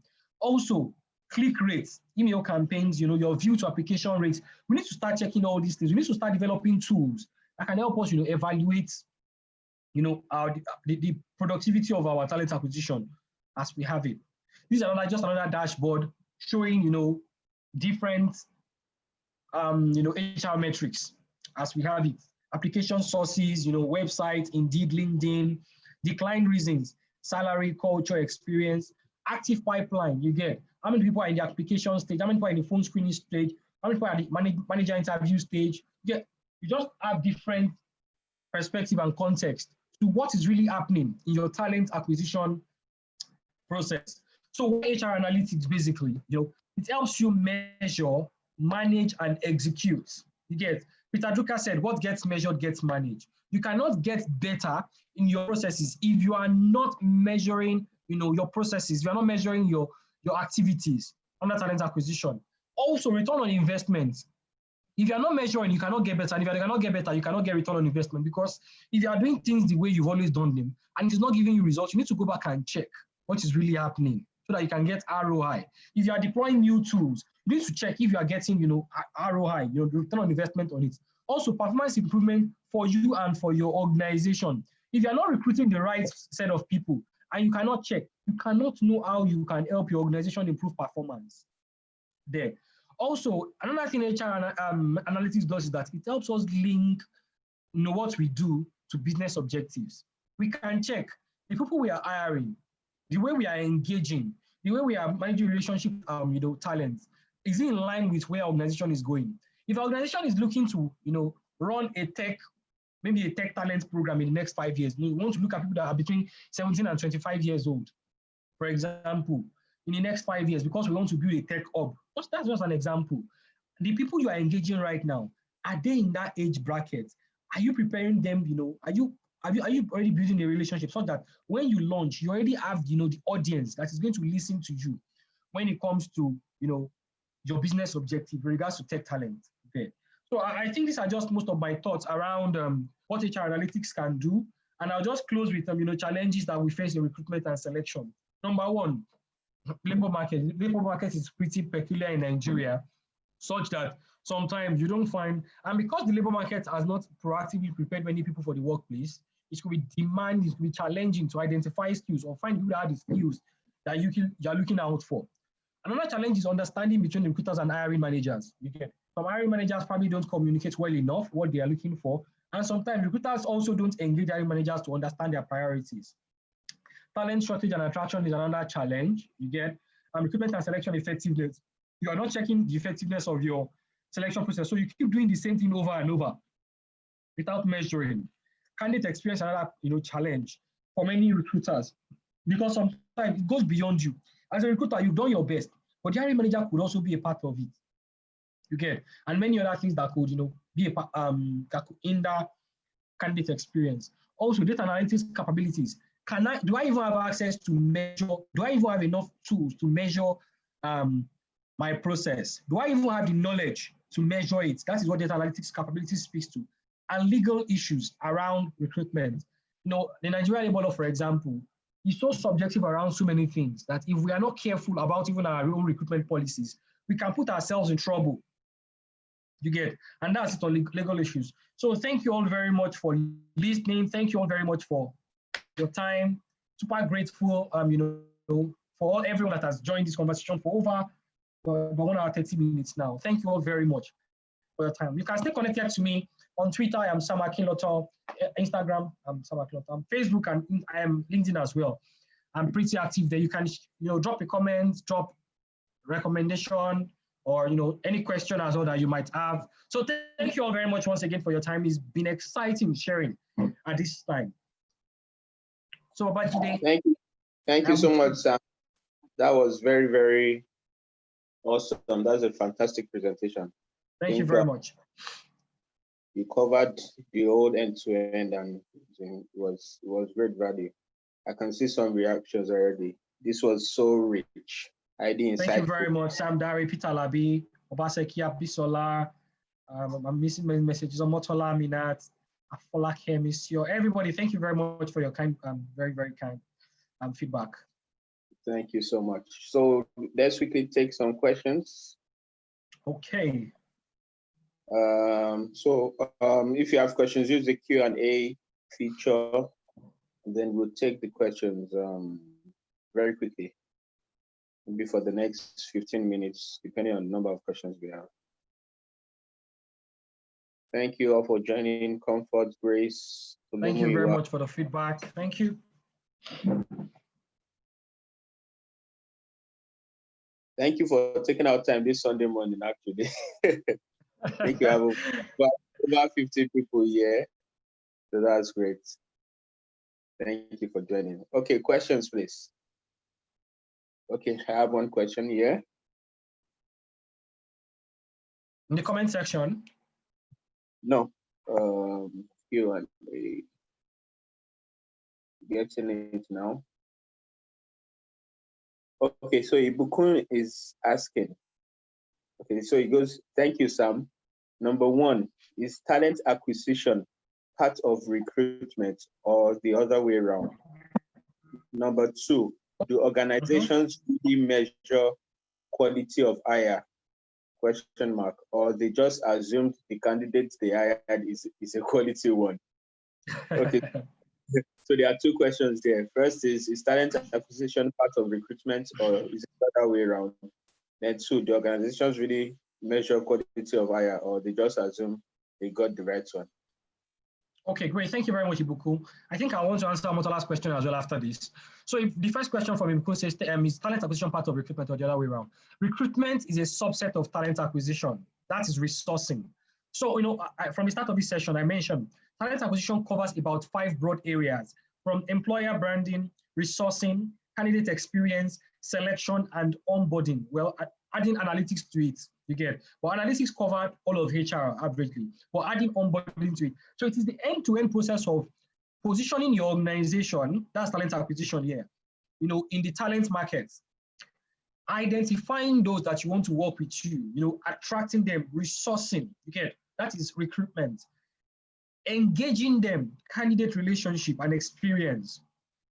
Selecting them, ensuring that they have the right skills to perform, whatever job you're hiring them for, and bringing them successfully into your organization, onboarding. So recruitment is a subset of talent acquisition as we have it. So I hope that is clear. Do organizations really measure quality of hire? Well, I believe organizations measure quality of hire. In my past experience, current experience, I know that we measure quality of hire. And one of the key things I've seen over time is one of the ways that help organizations measure quality of hire is when you have different themes: managing talent acquisition and performance management. So, when you hire a person and you onboard them, you hand them over to performance management, which often oversees career management. So when performance management is seeing that, okay, I'm hiring people, they're not getting confirmed in 6 months, that is feedback for you. An effective performance management team will give such feedback to the talent acquisition team, such that they are saying, oh, we've noticed that people in sales and marketing, their confirmation time takes an average of 9 months there. So maybe there's a problem. And these are the areas we've seen from confirmation. Is it the technical side? Is it the behavioral side that they are struggling with in regards to confirmation? So I know organizations measure quality of hire. I'm very sure of that. And one of the ways to measure it is employee confirmation is one key way to measure quality of hire in regards to the defined skills you use to select them. So I think that's it. But I know that organizations measure quality of hire. I'm going to Omotola's question that says, my question on metrics is how to measure ROI on training and defend with a cost-benefit analysis. There are 4 levels when it comes to measuring ROI on training, and ROI on its own is in one of the ways of measuring, it's called training evaluation. There are 4 levels to training evaluation. And the first is, reaction. When you go to trainings and they say, how was the training? You say, oh, fantastic. That training was fantastic. And they say, so what did you learn? You say, the training was fantastic. The rice was delicious. The AC was cold. That is reaction. You get? And that's one of the ways of, when you do finish trainings, that form they give us at the end of training to say, fill this form. You get to say, what to do with the quality of the content, the quality of the material provided. That is reaction there. The second one, the second level when it comes to training evaluation is learning. That is the one we now have pre and post training evaluation, such that maybe a candidate, before they go for the training, you would have accessed them based on certain knowledge gap that you've identified, capability gap that you've identified. And then when they come back from the training, you assess them against that same competency gap. So if you can see that they are responding very well, to what you've taught them or what they've gone to the training very well, you can see that they now know better. That's at the learning level. Then the next one is behavior. Because when they come back from the training, this one is perceived over time. So people they work with now have seen a certain change. Maybe a person has gone for an emotional intelligence training. Before they went for the training, they usually raise their voices easily in the workplace. But after they've gone for the emotional intelligence training, they now manage situations better. That is behavior. Okay. So there are different levels to evaluating, trainings, basically. But I think the most important one, which is the question you asked, is ROI, which is results. We call it results. So results, it focuses on what has changed from the overview. So if you are seeing it from an ego view, from the business view, what has changed? If I have trained my sales guy, for example, maybe I've identified that the capability gap that exists for my training sales guys is that their presentation skill is poor. You guys, when they are pitching to clients, and I've trained them on presentation skills by one of the best presenters in the world. And maybe in the last quarter, we've seen that they did maybe 10 billion in revenue, and the target was 15 billion. And after training them, the next quarter, we could see them hit that target and even exceed it. That is ROI for you. That's the difference between when they went for the training and when they did not go. This is the difference. You can tell very clearly, from that angle. If you are looking at roles, for example, that is not figures driven, and that's why it is very important to have well-defined key performance indicators for each job in an organization. So maybe it's your customer service people you've trained, for example. Maybe customer complaints has reduced. That is ROI for you. Customer complaint has gone. Maybe your net promoter score for measuring customer satisfaction in your organization. You can see that detractors are reducing. More people are coming in, with regards to maybe more sales, maybe more customers are, using more services. And that is ROI. So you have to have key performance indicators defined for jobs clearly in your organization. And that's one of the ways to capture it. I hope that helps for that. How do you capture the benefits of training really? So I think I've just shared on that. So it depends on what you're really looking for. You want to react to your training, you want them to live with euphoria, you do reaction. If you want them to, learn new things, you do learning. If you want behavioral change, you address that. And if you want ROI, you check from the result and business angle. On BG, I don't know what BG check right now is, so I'm lost. Okay, let me just finish with the question. Okay, on background check. Okay, looking at the tedious process of getting feedback from schools and co. In an organization which is not willing to spend on contracting out this process, what tips and tricks are there for HR to use? Number one, build relationship with schools as much as possible. And if your organization really wants to conduct background check, they need to be willing and open to contracting it out, because it will cost you more to maintain this relationship, because you can't maintain relationship with all schools. In my experience that I've done background check, the only ones I've done directly myself are for schools outside Nigeria, where you can do it, directly with the school, where you just submit the person's certificate as you have it and pay a token, and then they'll just provide you with feedback, a report on the person's profile there. So those are the few ones I've done by myself, but mostly I contract it out. If your organization is not willing to, do it, you need to let them know the legal implications first off. And I think this is one of the good ways to start. Let them know the legal implications where, for example, you might not only need to do credential check, you might need to also do some level of, maybe fraud check, credit check. What does this person have loans that could make them susceptible to steal money in the organization? These are things that we check for. For example, when I was working in the bank before, and these are things we were checking there then. So you need to help them understand the legal implication, one. You need to help them understand the cost implication for even the organization. That if they hire the wrong person that comes into the workplace, it is a problem. And background check does not even have to do with just credentials alone. Also, we are now doing things like social media intelligence, where they are checking people's social media profile online. We are checking out for discrimination. How do they engage people in their social space? Do you see them post more ethical racial do they post a lot of racial discriminatory stuff? Do you see them condescending on social media? Do you see them as a brand ambassador for your organization? There, you get. These are also things we need to check, and I hope that helps with regards to background check. Please, can you share the steps you took towards getting your first HR role? I started my HR career when I was in my third year in university. So I can say I interned for some period, and when I was straight out coming out of the university, because I had some experience and I developed some skills and knowledge, it was easy for me to get an opportunity. Not like easy, well, I think I just positioned myself well, I would say that. And I just reached out to a few persons via LinkedIn. And I sold myself. I had a few informational interviews. So I think this is one of the key things I always advise people to do when it comes to starting a career in HR. Go for informational interviews as much as possible. Organizations you want to work with, people that you see that, are making good progress in their careers, in whatever profession, engage them, identify what you need to learn, the skills you need to develop, how you need to position yourself, to stand out from, an average candidate applying for a job. And that informational interview does is that when a person that you've engaged understands what you want and what you're looking for, when they see an opportunity that aligns, it is very easy for them to remember you because they know and remember what you're looking for. So I think that helps a bit on that. Is that a standard benchmark for time to fill? Well, I wouldn't say yes or no, but it depends on your organization. Depends on your organization. In consulting, for example, my time to fill is like blink of an eye. The moment your client signs, your engagement, they want the person resuming like next week Monday. So it depends on your organization. Basically, it depends on how soon you want them, to resume. I've been part of graduate training programs where the time to fill was 8 weeks. I've been part of recruitment. So I think it also depends on your talent acquisition strategy. Is this a long-term program? Is this a short-term program? And that's why we need to be proactive. Because number one, there are many things time to fill can affect, and cost is one of them. You get cost on the organization.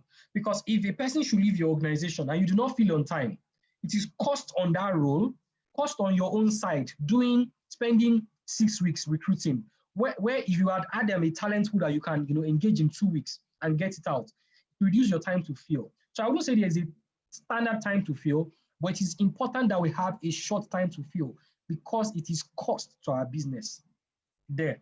I hope that helps. With what I have listened to, I now know why we have issues in recruitment as it relates to candidate action. What is your opinion about addressing this? Because it is giving HR bad image. I wouldn't know what the situation is basically from your perspective, but when it comes to addressing issues, when it comes to, giving HR bad image, I've always been, I I use the word rebel when it comes to HR. And one of the key things I always focus on when it comes to HR is this: ethical practice. I believe ethical practice is very important, for us in human resource management, because a lot of us focus too much on the technical competencies, you get, with regards to practicing human resource, and we neglect the ethical practice. And ethical practice is where it speaks to justice, it speaks to fairness to everyone we engage. It speaks to the fact that if I treat this person this way, that is how I should treat everybody. So I think ethical practice is one of the key things missing when it comes to human resource management in Nigeria. Averagely, we need to have when it comes to choosing between doing what is good and what is right, we should always do what is right. Okay, and doing what is right is respect for people, respect for people's time when they come for interviews, respect for their person. You get, when you come for interviews, respect for everything that they represent, their religion, their ethnicity, and many other things that we have there. So that's my perspective around creating a positive image for. It is a learning for me, so I'm learning on the go. So it's not like I'm there yet. Hi, Samuel. My question is on employee performance and retention. In a situation whereby a company has 6 months as probation period for new hires on a particular role, but there has been a trend that people don't either get confirmed or leave the job. They don't get what would you advise to do in terms of ensuring retention. And this is a whole conversation on its own, on prescriptive strategy. So the reason I might not be able to say this is what is happening is because I don't really know what is happening, or what you can do rather, is I don't really know what is happening. But from what I'm seeing here, there are certain elements that are making people leave the job. So the first place to start is to ask the people that have left that job, what made them leave? Those that work with that job, those that their input is the job's, their output is the job's input, and those that the job's output is their own input. Ask them, what are the challenges with the job? You need to ask them, understand the full scope of the job. What are the challenges surrounding this job? Why do you think people leave this job? People that manage that job, people that manage that job especially, ask them, why do they think people leave from the feedback they've seen? I think it is to starting the exit interview stage for this job is very important to understand why people is leaving and address it. Why don't people confirm that? Is it a capability gap? Is it behavioral issues? Is it a system issue? Is it a staff issue within the organization as well? We need to first understand what has happened or what is happening before we can even get to prescriptive. So we can use that data analysis. What is happening? What will happen if we do not change this? And then we can now get to the prescriptive, stage. So I think the first place to start is conduct, very effective exit strategy, exit interviews there, and have, open communication system that makes people talk. Yeah, I think that's one thing that is very important. Just ask for an exit interview is not just it, because people know that you might still need your referral in the nearest future, and the way you're able to give something positive is when you as HR, you've not given them, they only tell you what you want to hear and what you really know there. So I think it's just ensuring open communication for employees and having a very, very tight exit interview process. So thank you all very much for time here. We have one question from YouTube. Hello, Sam. Yes. Okay, there's one more question from YouTube. Can you hear me? Can you hear me? Is it down or where? Okay, no, it's from YouTube. So it's from Ilorida Milola. I want to ask how one can measure employee engagement in a small organization where resources might be a constraining factor. So how to measure employee engagement in a small organization where resources... Sorry, I lost you for a minute. So how can a person measure employee engagement in a small organization? Where resources might be a constraining factor. Oh, you're breaking. Can you hear me now? Okay, I can hear you now. Okay, the question is, I want to ask how one can measure employee engagement in a small organization where resources might be a constraining factor. Resources might be a constraining factor. Okay, for me, when it comes to employee engagement, there are many factors to employee engagement in an organization. So it's not straight jackets. about measuring it. There are many things. It could be from leadership. It could be from the quality of work that people do there. It could be from the people that they work with. So we even need to be sure of what do we want to measure. Okay, is it the culture that we want to check? Is it leadership we want to check? Is it career development? There are different things that inform or influence employee engagement in an organization. So we want to ask ourselves, why are people committed? Well, why are people not committed to their work in our organization? That's like a fundamental question. Why are people putting or not putting discretionary effort in this organization? Is it a function of the leadership? And we need to also ask based on grade level. So it is asking your people. That's like one of the first ways to measure it. Asking your people. That's the first thing you do. Ask your people about. So, for example, leadership. People in leadership, senior management, might not think the problem is leadership. They might think it's the people. They might think it's the subordinates. The subordinates might think it is the leadership. So we need to address it based on different segments of our workforce. That's like one of the key ways to measure it. Asking the right questions with regards to certain pillars of employee engagement, and it differs for different organizations. So it could be career development or growth. It could be the culture. It could be quality of work. It could be the quality of colleagues or team or collaboration. It could be anything. It just depends on what your organization is looking at checking. But I think those are ways to measure it. Ask your people the right questions about the organization and what is making them not commit or commit more to it. So I think that's it. Thank you very much, Sam. Thank you for having me. Okay, I think we can let you go now. Thank you so much. That was a great session. So thank you very much. Glad for the past 2 days having you here. Thank you for sharing. Yeah, thank you so much for having me. In Yoruba, we'll say I do. Thanks, man. Okay. All right. Yeah. Thank you all very much for joining in as well. It's been a great privilege, to share on this session. Thank you all very much. Stay connected. Have a wonderful, wonderful, and productive week. Thank you. So, as our custom, I'll be sharing the attendance code now. Then we've also gotten some questions about the replays and presentations. So, like I mentioned at the beginning, for the replay, that comes as a fee with other benefits. The information was shared in the welcome mail, but it seems a lot of people missed it. For the presentations, that's something that each speaker would have to grant permission for. So we'll seek the permission of each speaker. And for as many that gives permission, we'll share it with everyone that registered for this program. So that's about that. 1 second, please.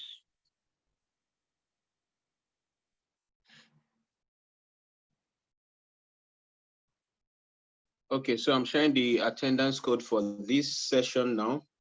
Please note it for those who want the recertification credits for this session, or that want a certificate of completion if you don't hold any HRCI certification. Please note this code so that you'll be able to claim it at the end of the program. There's also a Telegram group that I think you should join. It makes it easier to prompt you whenever we go live, whenever each session goes live, so it makes it easier. We try to send SMS too, but not every one of them delivers. So the Telegram group, the Telegram channel, actually, not a group. The difference is in a Telegram channel, people don't get access to your details, to your numbers, so you are so totally safe from spam. And it's not a group that's it's not interactive, so it's not a noisy group that you'll be getting 1,000 chats from. So it's only meant for us to be sending you alerts and notifications whenever there's a session goes live. So no other person can post to that channel, just we the organizers. So please, I think we shared the link to that Telegram group in the mails, but you can just search on Telegram. It's called tHRive Alerts. So if you join that group, you get notifications whenever we go live. The next session is starting by 12 noon. The session will be covering leveraging on succession planning to emerge stronger, and it will be taken by Kamar Aderibigbe. Trust me, you don't want to miss this session. It promises to be very insightful.